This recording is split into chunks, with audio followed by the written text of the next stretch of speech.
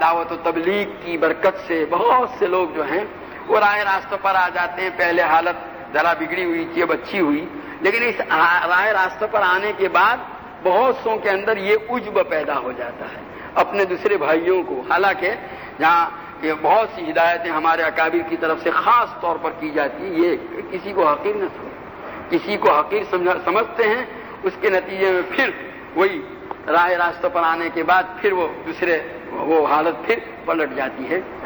قرآن میں یہ کوئی ہدایت ہمارے اختیار کی چیز نہیں ہے، یہ تو اللہ کا خالص فضل ہے. ذالک فضل اللہ یؤتی من یشاء.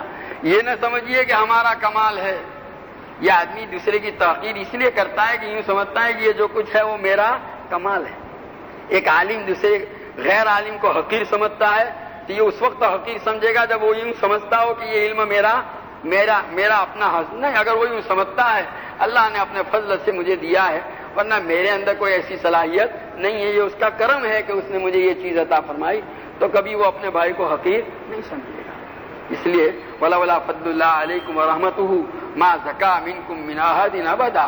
قرآن کے اندر بھی ہے، باری تعالیٰ فرماتے ہیں اللہ تعالیٰ کا فضل اور اس کی رحمت شامل حال نہ ہوتی تو تم میں سے کوئی آدمی کا حال درست نہ ہوتا، کوئی دین پر قائم نہیں رہ سکتا تھا.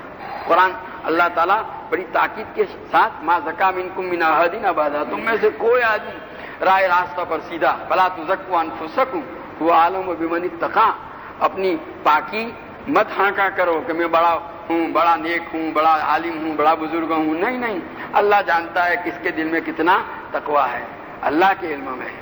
نہیں کہ راہ راستہ پر آنے کے بعد دوبارہ پھر گمراہی میں چلے جانا، یہ اس سے بھی زیادہ خطرناک ہے کہ ایک آدمی خوشحال تھا اور وہ کیا بن گیا؟ فقیر بن گیا.